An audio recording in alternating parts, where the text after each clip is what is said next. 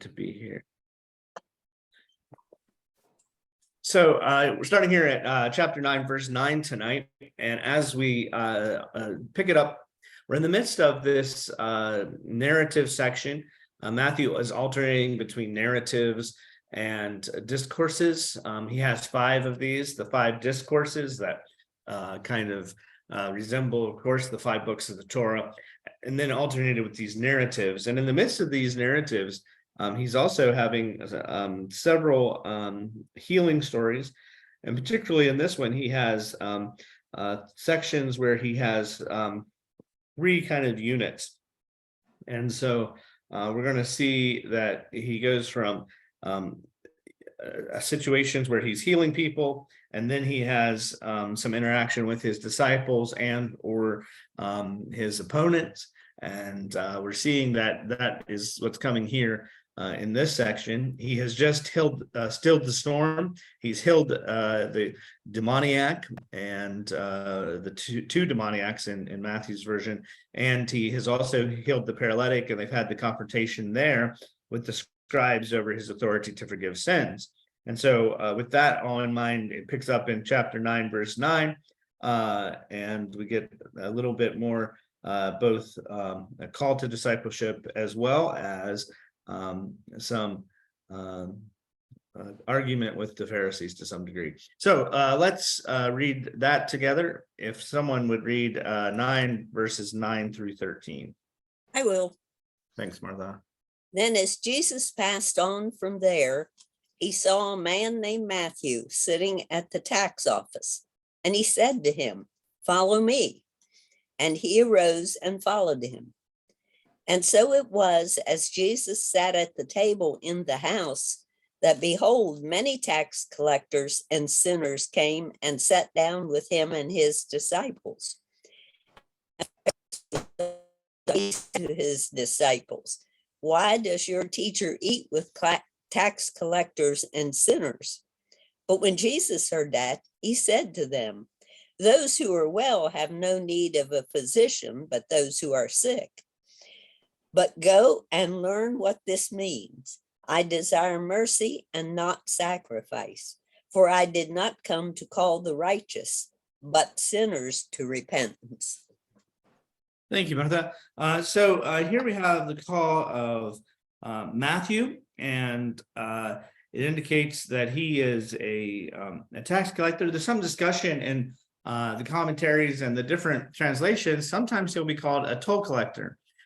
So whether he was a tax or a toll collector, he still was in a position where he worked for the government. The difference, of course, a tax collector, automatically goes and takes taxes from the whole population, whereas a toll collector focuses on travel points. So they would be at a certain point, and just like, well, it used to be you had people that manned the stations when you got on like the Pennsylvania Turnpike or something like that. But now we don't have that because often they just take a picture of your license plate and then send you a bill. But that is the way that it would have worked if he was a toll collector. But either way, both of those things were not things that were well regarded among the Jewish people. They would have been scorned and regarded as unclean. And often, in both cases, were often guilty of exploiting the local population for their own gain and trying to get away with as much extortion or getting as much extra as they could for themselves. And so all of those things made them very unpopular. But here we have Jesus, and he has been in this mode in the past couple stories where we have seen Jesus crossing boundaries of clean and unclean. And we saw that in the story of the demoniacs for sure, in that encounter, as he encounters those who live among the tombs and are likely Gentile. And here he is having dinner with tax collectors and sinners. And so Jesus is pushing those boundaries. Now, the location is unclear. It just says in verse 10, when he was dining in the house. We don't know what house. A lot of scholars assume that it was Matthew's house, and I think that's a good assumption. and Matthew's there and has likely invited his friends to meet Jesus. But we don't know that for sure. But either way, we know who he's eating with, and whether it is at Matthew's house, or could have been at Peter's house, or even wherever it was that Jesus himself was living at the time. But the idea is that he is eating with these people who are seen as unclean within the Jewish mindset. And sinners was a general reference to anyone who was seen as wicked, anyone who was non-observant as a Jew, and that would also include all the Gentiles as well. So whether you were a Jew that didn't practice and followed the law, or a Gentile, you would be included in that category. And now we have a challenge, and the challenging party this time is whom? Pharisees. Yeah, the Pharisees. And it's interesting, they don't go to Jesus himself. Who do they go to? The disciples.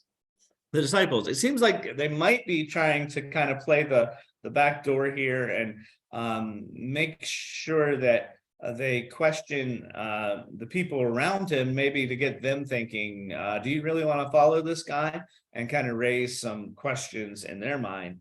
And so the question that they ask is, why is he eating? Why is your teacher, if you're his disciples, why is he eating with these tax collectors and sinners? And that the Pharisees would ask this question, of course, points to the fact that they were of a party, they were a sect that only ate with people that maintained their purity. So they would never cross that boundary.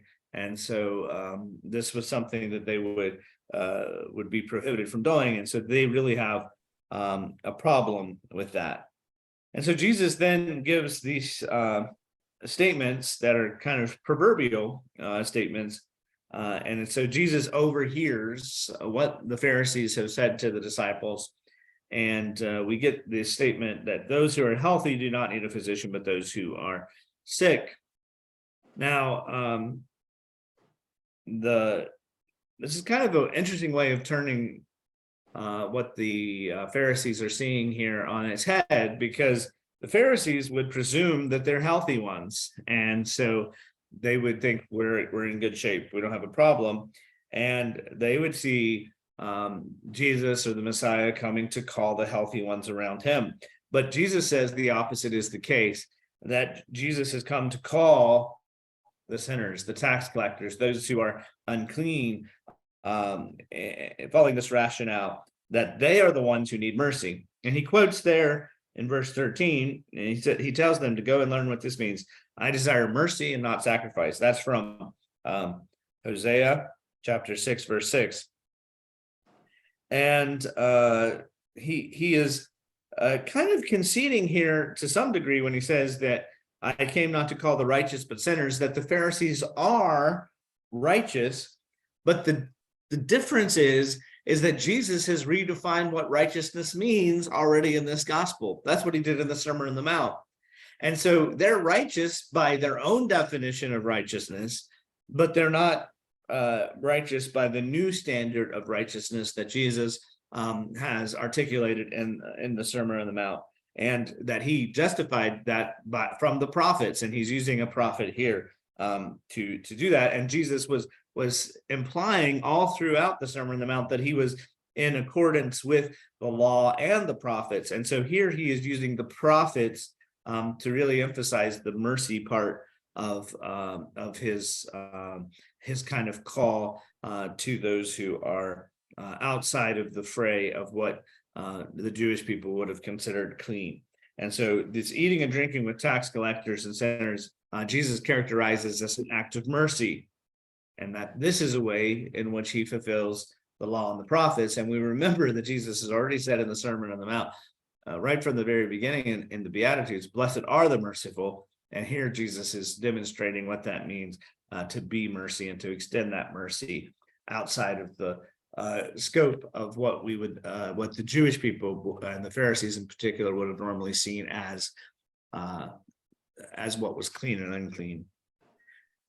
So Jesus is breaking these boundaries. Any questions on this call to Matthew and the call for mercy to the tax collectors and sinners? Does anyone else's version have that he's eating with tax collectors and sinners, and my sinners is in quotes. Does anybody else have a version like that?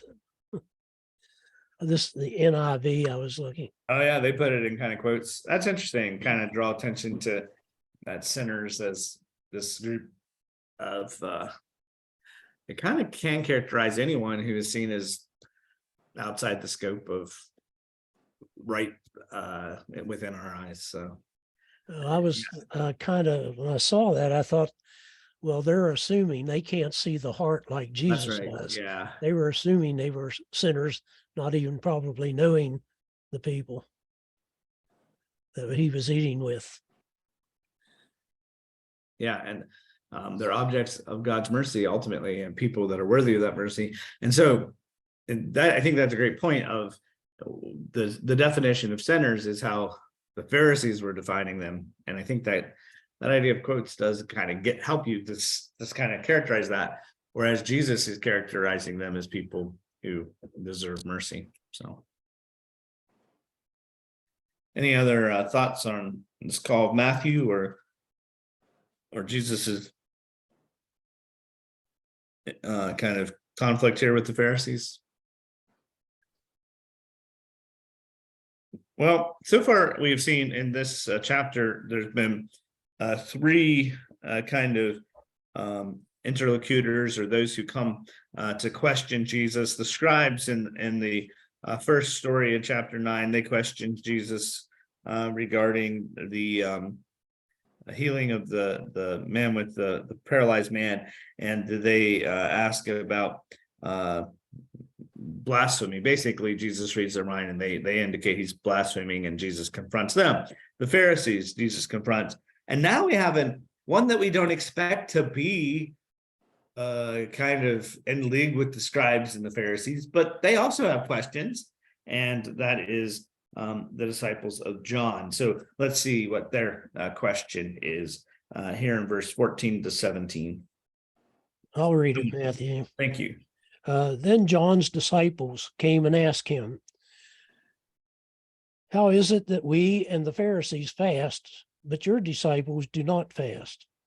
Jesus answered, "How can the guests of the bridegroom mourn while he is with them? The time will come when the bridegroom will be taken away from them. Then they will fast. No one sews a patch of unshrunk cloth on an old garment, for the patch will pull away from the garment, making the tear worse. Neither do men pour new wine into old wineskins. If they do, the skins will burst, the wine will run out, and the wineskins will be ruined. No, they pour new wine into new wineskins. Both are preserved." Thank you, Porter. So the disciples of John, and this would be John the Baptist, of course, they come to Jesus, and their question concerns what? Fasting. So they are wanting to know, and notice that they group themselves with the Pharisees. John's disciples and the Pharisees, we all fast, but yet your disciples don't. And so to answer this question, Jesus draws an analogy, a metaphor he uses for his ministry, and that is of a wedding. And so he compares his ministry to a wedding, and seeing himself as the bridegroom. And what he seems to be indicating here is that the coming of the kingdom of God that has come in Jesus is a time of celebration, and it is just like a wedding feast. And so during this time we are celebrating, and so mourning, which is what happens during a time of fasting, that is out of place. And so we don't have any of that during the time that the bridegroom is with us. And then the extension then of the saying is that when you look to the future, when the bridegroom is taken away, when Jesus departs, that there will be time for his followers to fast. And that is the implication there at the end of verse 15. When the bridegroom will be taken from them, then they will fast. And so we know from Matthew's gospel that he does believe that disciples of Jesus should fast. We talked about that in the Sermon on the Mount in chapter 6, and so we know that is something that is encouraged as a spiritual discipline there. And so it's not that fasting is prohibited, but it's this time when Jesus was among them and his disciples weren't fasting. And so then Jesus takes this kind of answer further, moving on from just the wedding analogy to two sayings that are contrasting old and new things. And so you have the old garment and the new patch, and the old wineskins and the new wine. So the old garment and the new patch, he points out the foolishness of sewing an unshrunk, if I can get that word out, so a cloth that is not shrunk. He says that you shouldn't put that on a garment that is already shrunk, because when that garment is washed, the patch will shrink, it will tear away from the garment, and so it'll be lost.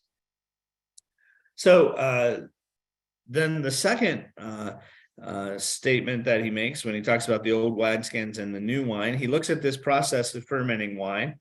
And if you're fermenting new wine, it requires putting the wine into new wineskins, because then as the wine is fermented and begins to give off its various gases and everything that it does as it's fermenting, those skins can stretch with that wine. But if that new wine is put into old skins, Jesus says those old skins would burst, the wine would be lost and poured out, and it would all, even the skins themselves would be done. And so Jesus seems to be indicating that in him, a new thing has come. And so because of the coming of the kingdom in the life of Jesus Christ, it calls for new ways of practicing piety and of understanding the nature of our relationship with God. And so it's hard, because in some ways you could say, well, Jesus is just doing away with the old, and he seems to be saying, I'm giving up on the Jewish people and Israel, and I'm just moving on to these new things. But notice that he's actually concerned that both the old garment and the old wineskins could also be messed up by trying to put these new things on them when they weren't made to go into those containers. And so I don't think that Jesus is totally rejecting the old. I think what Jesus is saying here is that old has its place within God's plans and purposes, but then this new thing has come, and we must respond to this new thing in a new way, without trying to just keep the status quo that we've always kept. It requires us to live that out in a new way, and that's why he's saying to John's disciples, this is all an answer to the question about fasting, is that the advent of the kingdom, the coming of the kingdom of God, requires us to change the way in which we interact with God, because this gospel, this good news, has a new authority. It has comes with a new interpretation of the scriptures through Jesus. It comes with new ethical priorities that Jesus has been teaching us about in the Sermon on the Mount, and it comes with this new piety that includes eating with tax collectors and sinners rather than fasting. I think it's interesting that the question of John the Baptist disciples follows. It seems like maybe they are there at the same place. Notice there's not a break between the story before and the story after, that they too are concerned that Jesus is eating with tax collectors and sinners and not fasting. And so the new piety that Jesus is talking about is extending the boundaries of the kingdom and reaching out to others with mercy. And that's what the new righteousness that Jesus is calling us to consist of. Any questions there?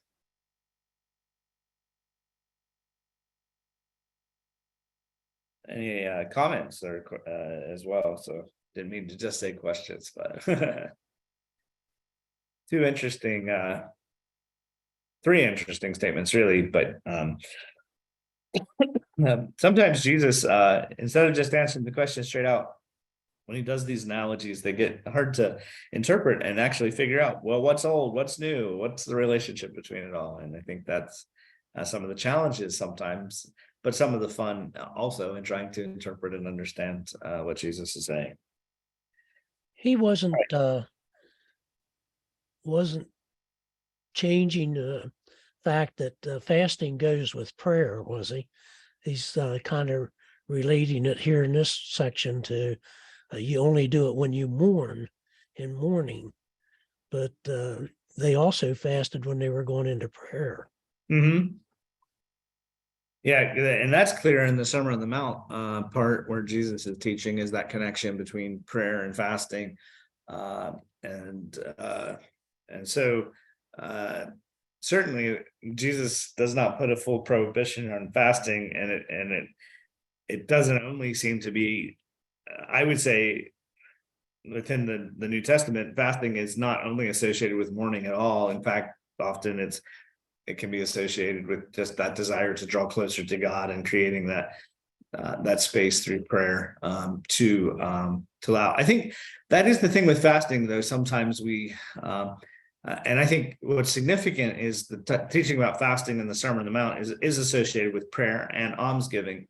And so it's not just giving up food and not doing anything else, but it's replacing that time that would be devoted to food and eating with prayer and or almsgiving. I think that is what really is emphasized in the Sermon on the Mount.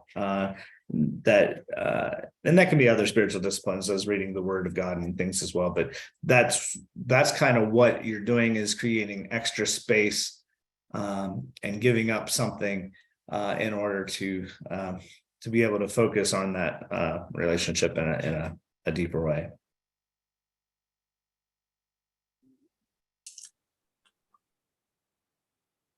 All right, let's look at the next story. We get back here. So we've had these stories that have been kind of Jesus interacting with these other groups and giving some proverbial statements to some level. And now he's going to actually be involved in healing in two stories. And there's interesting that these stories were also in the Gospel of Mark. So you might think about some of those connections as we read 18 through 26.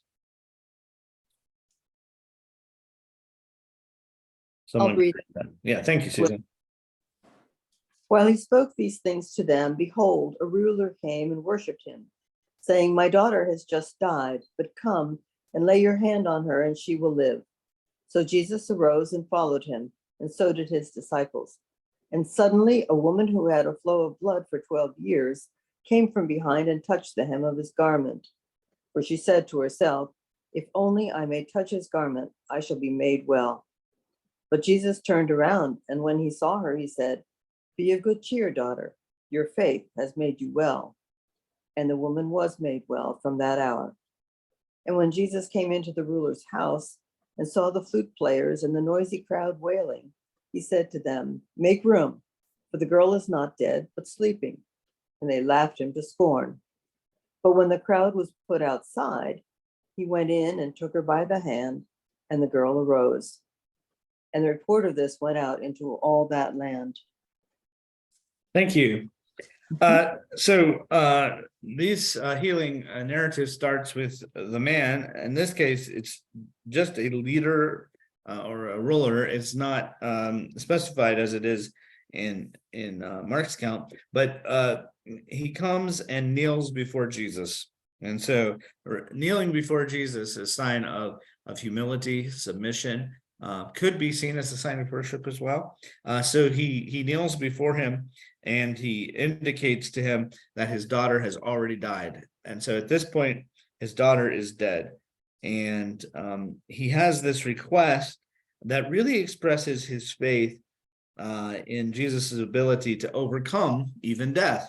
He says, basically, Jesus, if you will just lay your hand on her, she will live. So if you will just touch her, she will come back to life. And so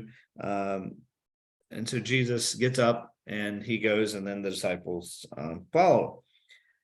Then Matthew draws our attention. He uses the word "behold" a woman, and when you see the word "behold," that means they want you to really see this woman. And so the woman that we know has been hemorrhaging. She's had this flow of blood for 12 years. And therefore, she's likely been living in a lot of pain, but also impure. She's been living in a state of impurity and the shame that would come along with that as well. And she moves in order to touch. It says she came behind him and touched the fringe of his Right. garment, the hem of his garment, it says in some translations. And she's confident that if she can just touch the hem of the garment, that she would be healed. Israelites, and as an Israelite, Jesus likely would have had tassels on the four corners of his outer garment. Those were worn so that they would remember all the commandments of the Lord and to do them, according to Numbers chapter 15, Deuteronomy chapter 22.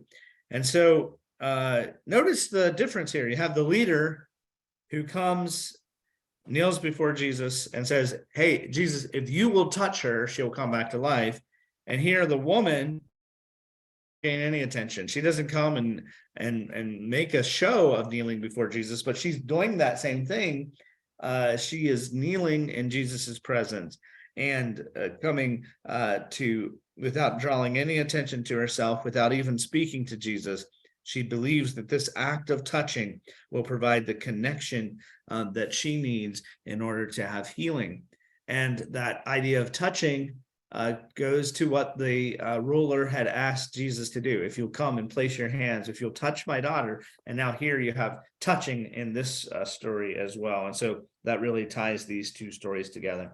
And so she says in her mind, if only she could touch his garment, she would be, the word there is the word from not just healed, but also saved. It's a larger word of fully delivered, of restored to a state of well-being. And so it's a salvation word in some sense. And Jesus, as we've seen elsewhere in the gospel, he knows people's thoughts. We saw that when the scribes were talking among themselves and are thinking to themselves about his authority to forgive sins. And now here, he recognizes those thoughts. He turns, sees her, and he reassures her, right?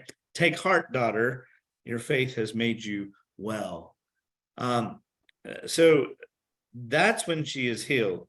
It's not a magical thing. It's a healing that comes by Jesus's word. But I love this word because it's not just a word of healing, but he calls her daughter.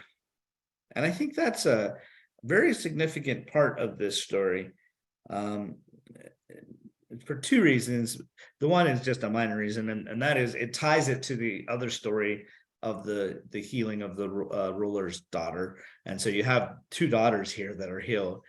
But the other thing is that by recognizing this woman as daughter, Jesus is giving this ostracized woman who has been outside and scorned and seen as impure and basically an outcast, he's giving her status and inclusion and calling her a member of his family. And I think that is very significant, that Jesus gives her that status. And that word daughter has a lot of weight to it. So she's healed. They continue on. They come to the ruler's house. And when they get there, the mourning is already underway. So the flute players, they were probably professional mourners. One of the rabbis said, even the poorest in Israel should hire not less than 2 flutes and 1 wailing woman. So you had to have the flutes and women if you're going to mourn properly. And then Jesus says, this girl, she's not dead. She's just sleeping. And of course, that creates a lot of laughter because I think, people know a dead person when they see a dead person. And so Jesus's statement just causes them to ridicule him. But the mourners are asked to leave, and Basically, he throws him out. And then he goes into the house. And when he enters, he touches. And so here's the touching again. He touches the girl's hand. And when he does that, the result is the girl got up. I love how Matthew, when you read this story in Mark's gospel, both of these stories, there's a lot more to it. Matthew tells it very briefly, but there's some beauty in the brevity because it points to the power of Jesus. Jesus's authority is so great and this miracle is so great that you don't have to embellish it. You just tell it like it happened, and that's what Matthew does.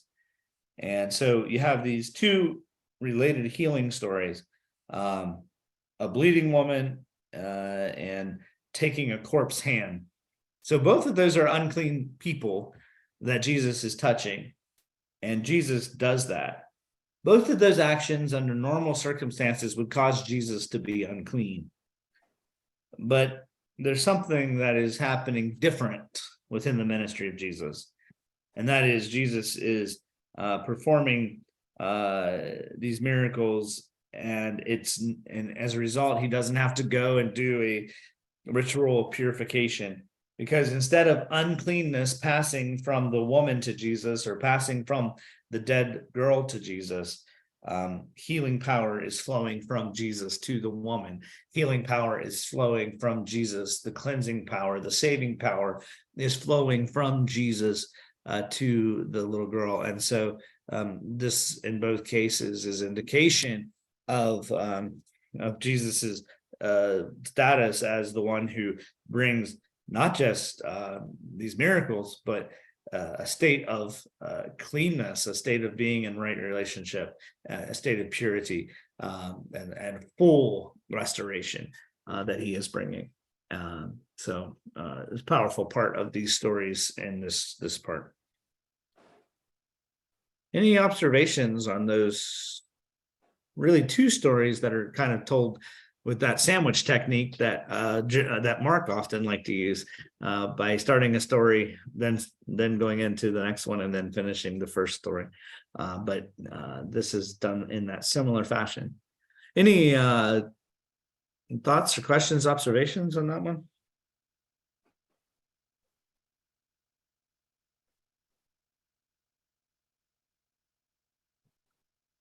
Certainly powerful stories in both the cases.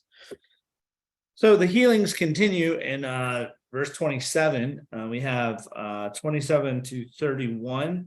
Would someone read those verses?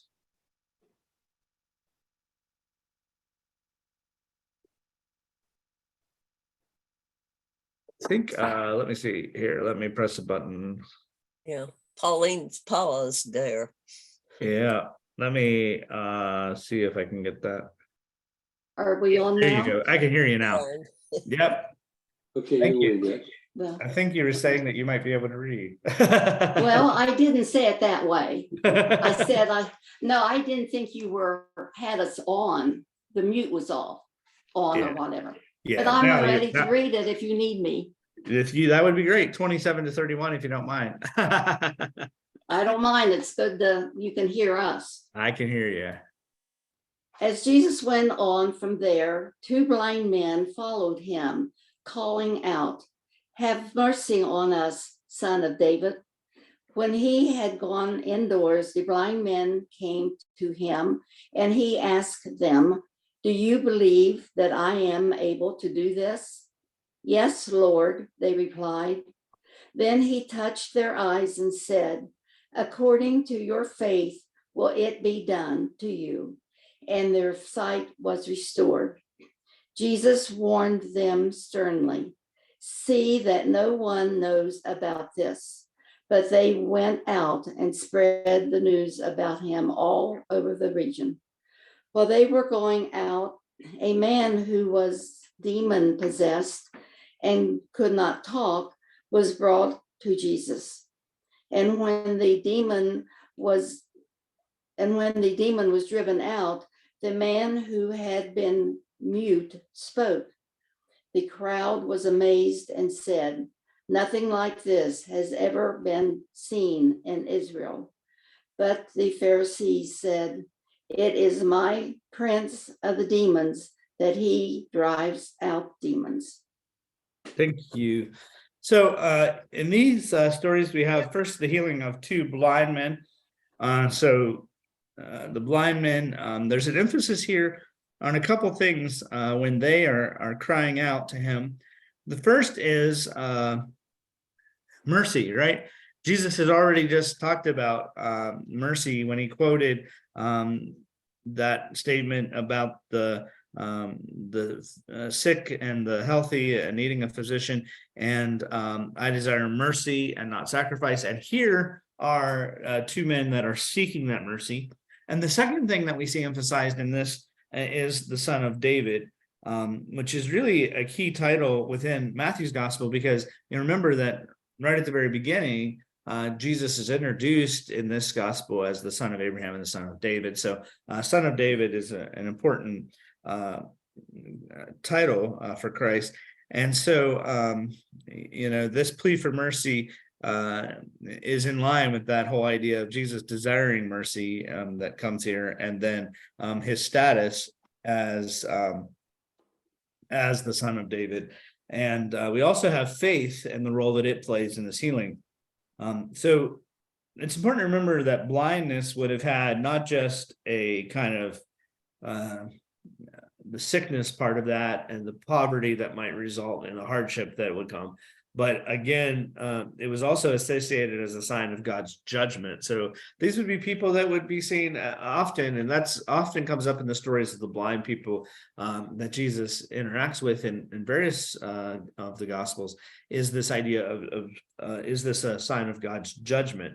And so the other thing that's very interesting is the verb that it uses there in verse 27. Jesus goes on, and what is it that the two men do? Follow. Yeah, and I Follow think him in. that's significant, that word followed, because that's a word of discipleship. When Jesus calls the disciples, he calls them to follow him, and they followed him. So here they seem to be like they're disciples of Jesus, and Matthew emphasizes that they have faith because Jesus straight out asked them about that. And the blind men come to him. Jesus says, "Do you believe? Do you have faith that I am able to do this?" And they do. They say, "Yes, Lord." And so they respond appropriately. And then Jesus touches. Again, we have the touch.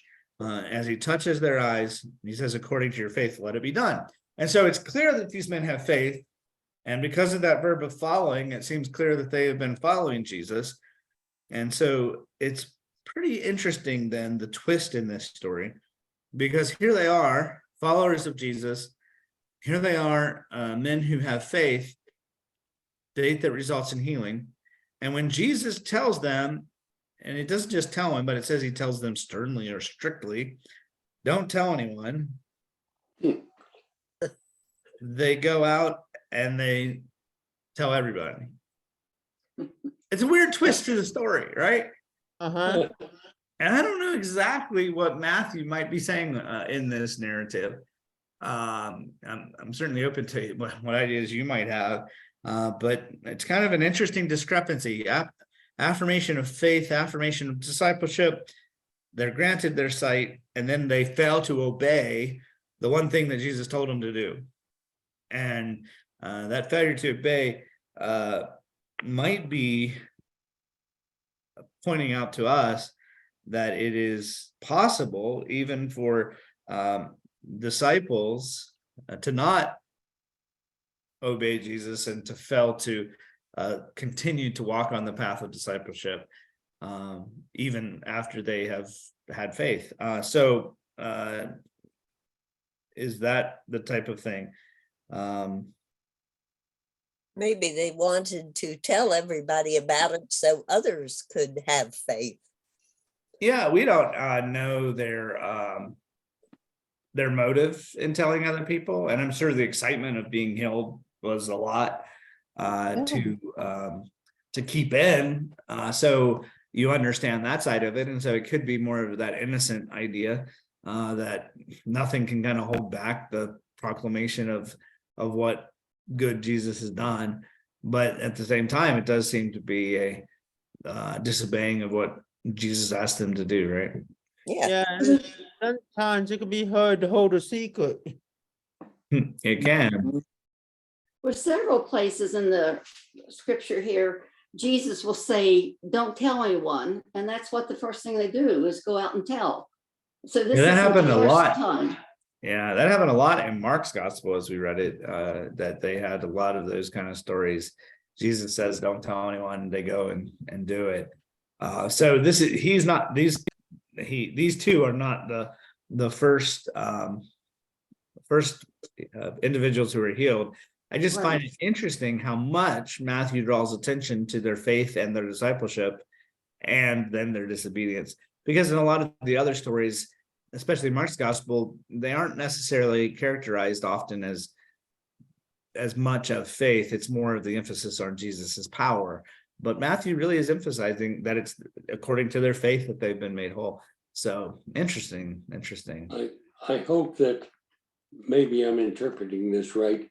In Sunday school, we've been going through some of the Old Testament, and when people disobey God, you get struck dead. And Saul disobeys, and you're no longer king. Mhm. And Jesus tends to forgive these people. Yeah. It's a mercy, right? Yeah, mercy. That comes and that could be part of the story, right? Yeah. But his timing hasn't come yet. It's one reason he's trying to keep a low profile because he knows the Pharisees are trying to do him in. And so he's trying to keep a low profile. And I think that's part of his reason for not having them proclaim what he's done. But it's kind of interesting in today's society, we're told to go out and tell about Jesus. Yeah. We're quiet. We don't say anything. And that's what Matthew's gospel tells us at the end, right? Yeah. Right? So, and we're going to see in chapter 10, that's what his disciples are kind of told to go out and do. And so, yeah, it's kind of just an interesting tension in this story. And I don't know the best way to interpret it. I think you could interpret it in a variety of ways, and we're not told, what Jesus was upset with the guys or what. It doesn't say that. So, Well, also he sees on their hearts, and I'm sure that their intent was not, I know, let's go out and disobey Jesus. But I mean, if you really couldn't see before that, and all of a sudden these are two adult men, and they're now able to see two things. One, first of all, they're going to be walking around differently. And for people who know them, and we've seen this with others, is this the guy who was blind? And here the two of them are, and all of a sudden they can see. Other people are going to notice that. And aren't they likely to say, what happened to you that you can now see? And what would they, what should they do at that point? Just say, gee, I don't know. I wasn't seeing, and then all of a sudden now I'm fine. So Yeah, that's an interesting the whole thing seems point. weird. That's an interesting point, Susan. When you were saying that, I got to thinking when he entered Jerusalem on the donkey of Palm Sunday, they told him to be quiet. And he said, even if these stones here would proclaim me as king.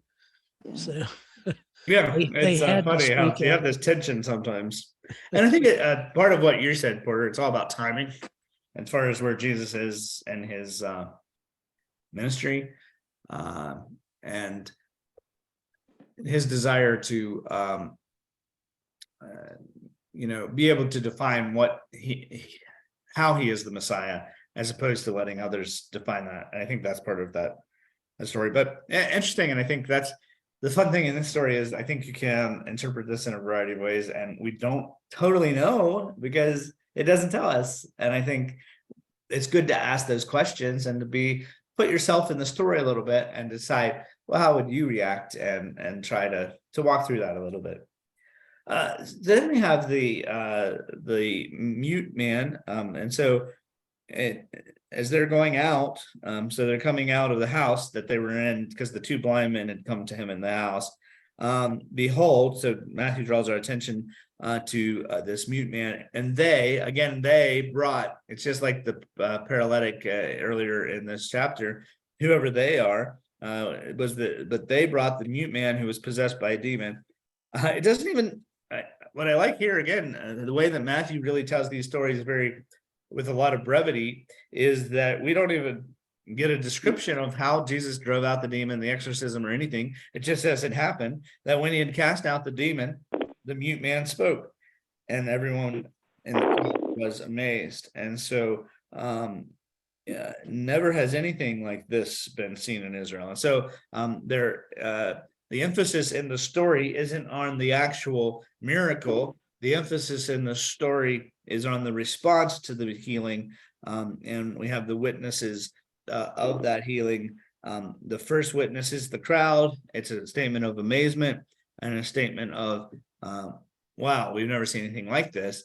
And then the statement of the Pharisees, who do not deny the exorcism. No, they acknowledge that this has happened, but they say that it is by another authority. This is not of God.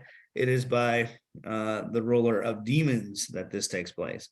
And so the working of miracles, part of what this shows us is that miracles themselves will not assure faith, because just because someone witnesses a miracle doesn't mean that they'll interpret that miracle as an act of God.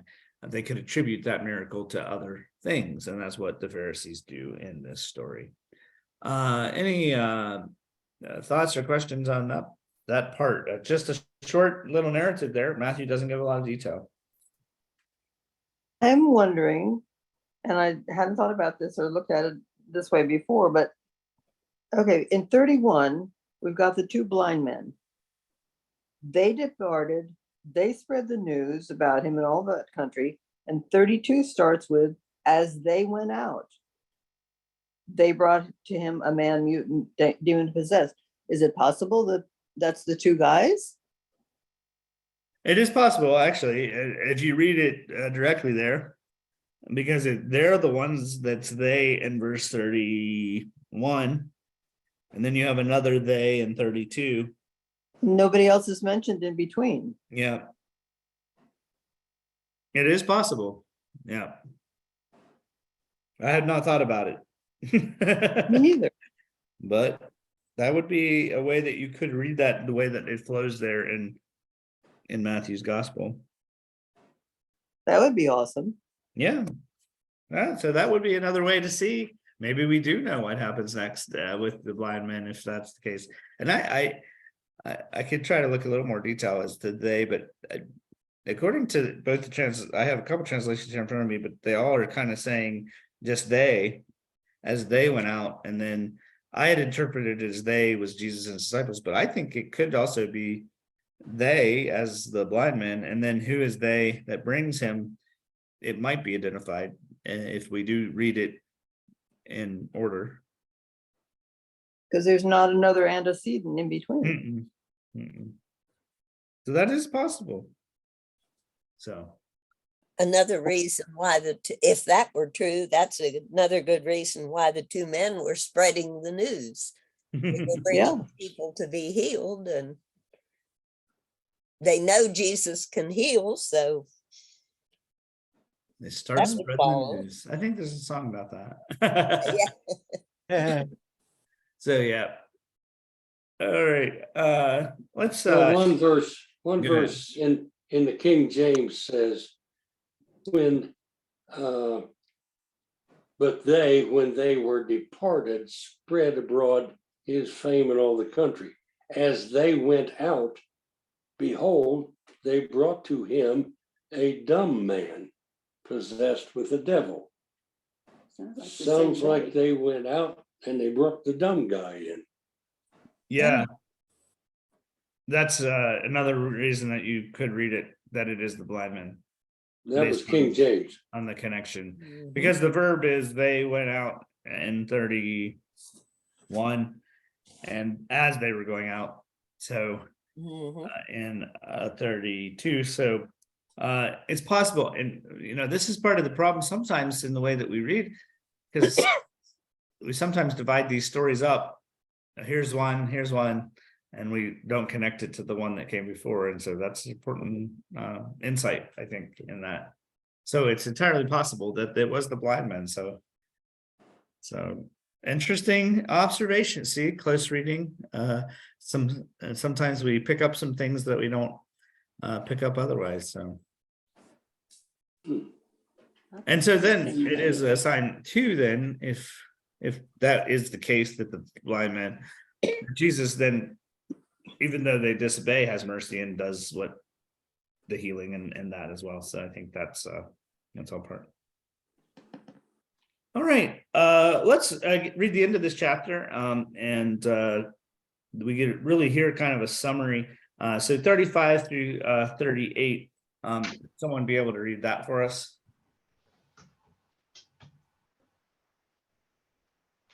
I'll read it, Matthew. Thanks. Jesus went through all the towns and villages, teaching in their synagogues, preaching the good news of the kingdom, and healing every disease and sickness. When he saw the crowds, he had compassion on them, because they were harassed and helpless, like sheep without a shepherd. Then he said to his disciples, "The harvest is plentiful, but the workers are few. Ask the Lord of the harvest, therefore, to send out workers into his harvest field." Thanks. So here we have a summary statement that's drawing the miracle stories from this chapter and chapter 8 to a close. And we have two metaphors that are drawn out. So verse 35 is just a statement that says Jesus went around to the cities and towns. He taught, he preached the good news, he healed the diseases and sickness. And then 36 emphasizes kind of why he is doing this ministry. And the first image in 36 is the shepherd image that is really emphasized. And it starts with compassion. Jesus as the shepherd.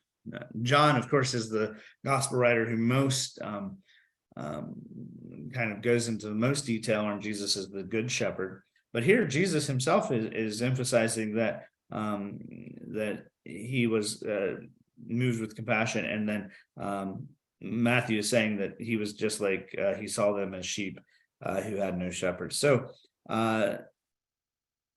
the idea of Jesus being a shepherd here is in line with also, remember the Old Testament characters. Moses was seen as a shepherd who led the people, and David, especially as king, was seen as a shepherd. And then in the Old Testament, God, Yahweh, is seen as a shepherd. He was seen within the prophets, especially Ezekiel, but also a lot of the Psalms, Isaiah, and elsewhere, that he was seen as the ideal shepherd, the one who would lead and guide his flock, and he would do that with gentleness and sensitivity. In Ezekiel 34, we see that he's the one who goes and searches for the strays and gathers his sheep back together. He provides for them, and he feeds them, and he gives them pasture. He protects them, and he rescues them. And he heals the wounds of those who are injured. And so that's what God does in the Old Testament, and that's what Jesus is doing in the New Testament. And so I think it's this way of saying to us that what God would do for Israel, that's what a faithful shepherd does for his flock, and that's what Jesus is doing. And so Jesus is doing exactly what God would do, and that is in line with also what Moses did, and what David did, and ultimately what his father does. And so he himself is God. Then the other thing that changes is in 37, a new metaphor. So you have Jesus saying to his disciples about the harvest. So here the emphasis changes to the harvest. And of course, part of the work of harvest is gathering. And so in order to gather, you need workers. And so Jesus says that they should ask that the Lord would send out workers, because there aren't there are few workers. And so this is really preparing us for what's going to come next, as Jesus will prepare to send out his own disciples. But he's going to show us that call of being sent out as a representative of Jesus and as one who goes out to gather the harvest, that there is a lot of cost that comes with that. And there is a lot of possibility of pain and persecution as well that will come with that. And so that Matthew, this is preparing us by talking about the harvest for chapter 10, in which Matthew will send out the 12, and he will send them, it says, and this ties together the shepherd imagery with the harvest imagery. He sends them to the lost sheep of the house of Israel. And so this is the beginning of that mission then of Jesus's disciples. And so chapter 10 will really lay out for us the 12 disciples and their mission as they go out into Israel. And Jesus in this passage in chapter 10, as if you read through that for next week, actually, I think we're going to actually add an extra one for Sunday evening. So Sunday night we'll meet, but if when we meet on Sunday, chapter 10, this really goes into this idea of not just their mission now, but also their future mission as Jesus will send them out even after his resurrection. So it really is preparing them for both the mission that they would take at that point and the future mission that the church is called to take. And so look at how Jesus is speaking on both levels within that chapter. Any other thoughts or questions on anything here in chapter 9? I had a question on verse 36. I think, Porter, you said that the people were harassed and scattered, and mine says wearied, and then the footnote is harassed. And I found that interesting. Is there any insight as to how they were being harassed? Is that just the Romans after them, or is there something else? Yeah, it doesn't really indicate that, does it? What is the source of their so the two words there, distressed, the one commentary says it can mean weary, harassed, or troubled. Some other versions read exhausted or weary, so that would be a different way of saying it. And then the second word there that some translations have downcast is also so it's to be thrown down or scattered or that as well. And it's often used of animals lying on the ground. So that would go with the sheep idea for sure, as far as that verb. But I don't know about the distressed other than, what is the cause of the weariness of the, so is it weariness or harassed? Those are two very different things too. So Yeah, to me, it seems like it, but I didn't know. one of the things, I think you could see that harassment though is, living under the oppression that they've lived under, dealing with that, and that also then becomes wearying.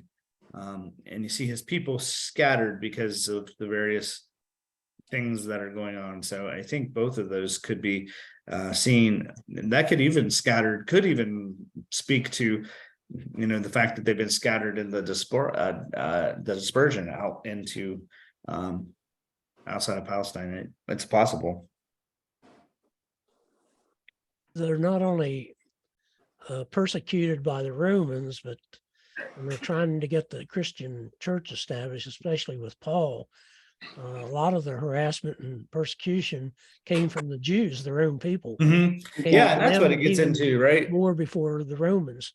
And what Jesus is going to say in chapter 10, don't be surprised by that, because they did this to me and they're going to do it to you. And so that's kind of the way it is. And it is, you're right, it's not just the Roman oppression, but it's, in this case, the Pharisees, the scribes, those who were more concerned for purity than they were for God's mercy and that is being extended. So yeah.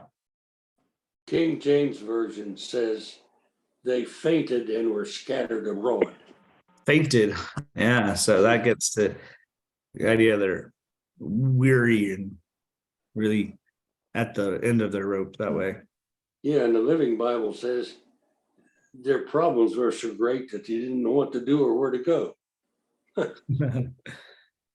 That's something. That's kind of plain. Yep.